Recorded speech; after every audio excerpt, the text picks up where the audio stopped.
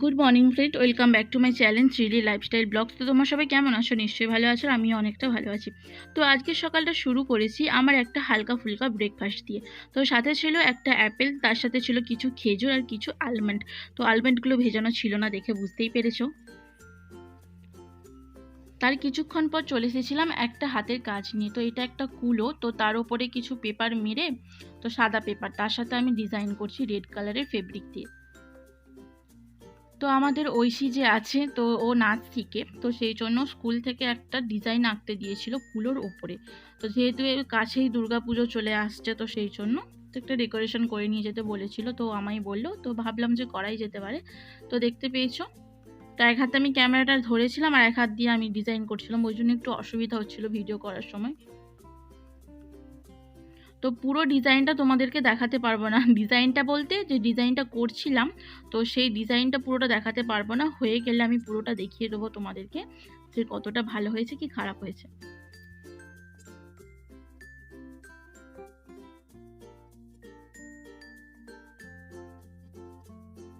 তো বন্ধুরা, almost done আমাদের ডিজাইন করাটা। তো কতটা সুন্দর হয়েছে তোমরা নিজেরাই দেখে বলো কতটা সুন্দর হয়েছে বা কতটা খারাপ হয়েছে, তো অবশ্যই কমেন্ট করে জানিও।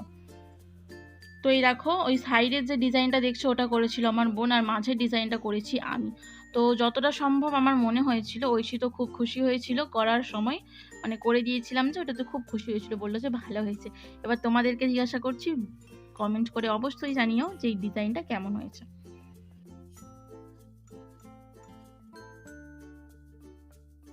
তো এই দেখো বন্ধুরা, ঐশীর মুখটা দেখলে তোমরা বুঝতেই পারবে কতটা খুশি হয়েছিল ও। তোকে আমি জিজ্ঞাসা করেছিলাম তুমি হ্যাপি তো, বলছে হ্যাঁ। তো কুলোটা নিয়ে নাচতে নাচতে বাড়ি চলে যাবে।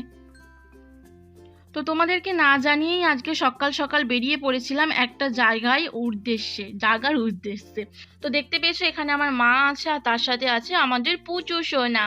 তো দেখতে পেয়েছো আমরা এখন টোটোতে করে যাচ্ছি, চারিদিকে শুধু বাঁশ বাগান আর বাঁশ বাগান। তো কোথায় যাচ্ছি বলো তো, গেস করো। তো আর বেশিক্ষণ ওয়েট করাবো না। তো আমি যাচ্ছি আমার মামা বাড়ি, পুচু সোনা যাচ্ছে প্রথম ওর মায়ের মামা বাড়ি। তো অনেকটা এক্সাইটেড ছিলাম পুচু সোনাকে নিয়ে, আর একটু নার্ভাসও ছিলাম যে ওইটুকুনি বাচ্চাকে নিয়ে যাচ্ছি। তো এটা ছিল একটা ইসলামদের একটা মন্দির হবে হয়তো, এটাকে এখানে আজানারে পড়ে, আমি অতটা জানি না এটাকে কি বলে। তো যাই হোক, দেখতে পেয়েছো চারিদিকে গাছগাছালাতে ভর্তি। তো প্রায় টানা 1 বছরেরও বেশি, মানে 1 বছরেরও বেশি টাইম পরে আমি যাচ্ছি মামা বাড়ি। যেহেতু প্রেগনেন্ট ছিলাম তখন, তো তারপরে প্রেগনেন্সির পর থেকে তো আর যাই হয়নি মামা বাড়ি।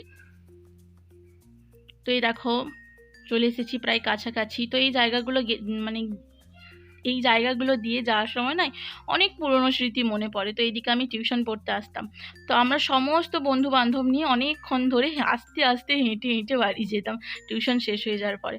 তো জায়গাগুলো দেখছিলাম আর খুব মিস করছিলাম, সেই তখনকার দিনগুলোকে খুব মনে পড়ছিল। তো এটা হচ্ছে একটা গার্লস স্কুল। তো এখানে মানে আমার যেখানে টিউশন যেতাম মা বাড়িতে, তো সেখানে। তো আমি যে স্কুলে পড়েছিলাম সেই স্কুলটাও তোমাদেরকে দেখাবো, তার জন্য তোমাদের ভিডিওর সাথে থাকতে হবে।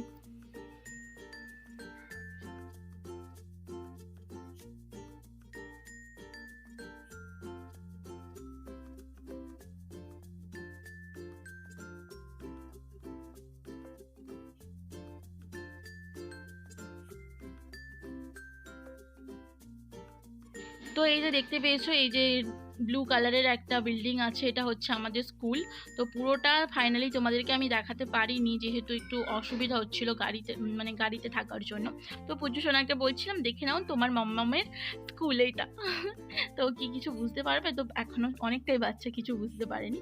তো এই দেখো, এটা ছিল আমাদের স্কুল।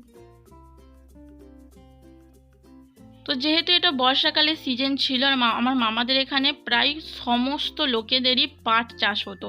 তো পাট হয়ে যাওয়ার পর এরকম পাটটাকে কেচে প্যাকাঠি বার করানো হতো। তো চারিদিকে দেখছো পাটে ভর্তি। তো ওই তো আমার মা বাড়ি দেখা যাচ্ছে।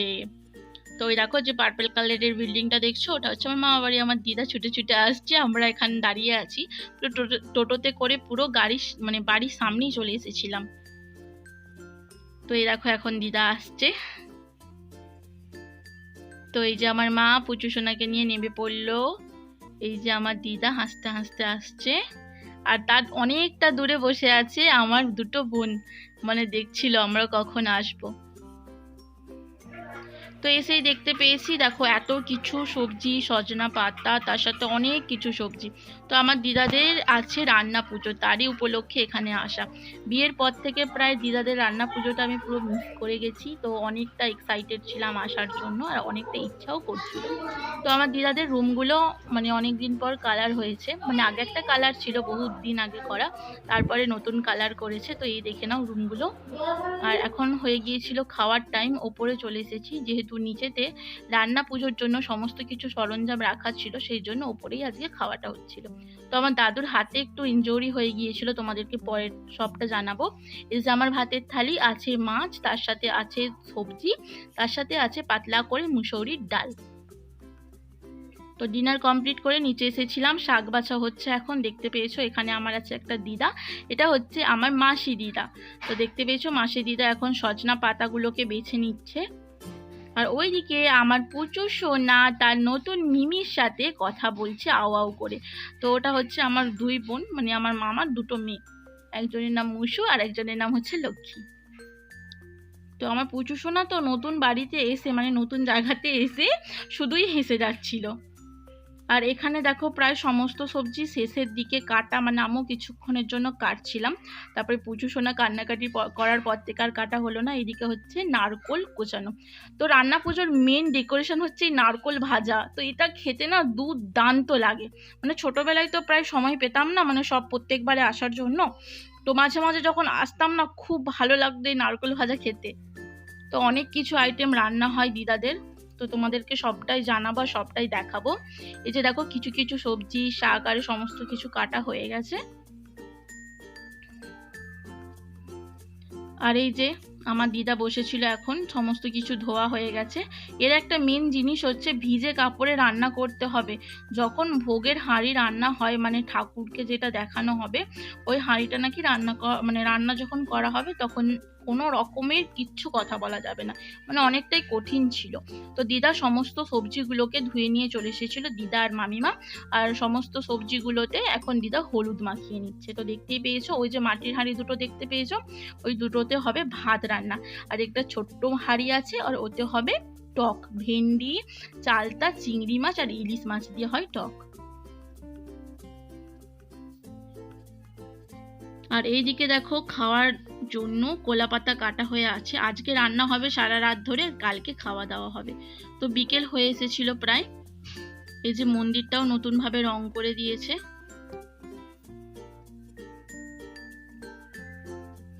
আর গোটা ঘর দালান ভিজে গেছে, একটু বৃষ্টি বৃষ্টি হয়েও ছিল, তার সাথে মানে দিদা আরে এসেছিল, মানে ভিজে গায়ে, তো সেই জন্য ভিজে গিয়েছিল।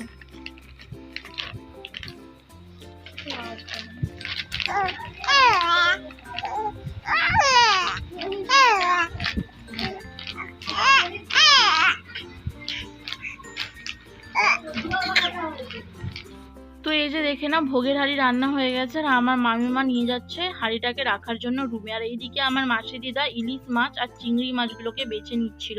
প্রায় অনেকটাই সন্ধে হয়ে গিয়েছিল আমাদের উঠানেতে, মানে আমার দিদাদের উঠানেতে এরকম মাছ বাছা হচ্ছিল, আমি একটু শুট করছিলাম।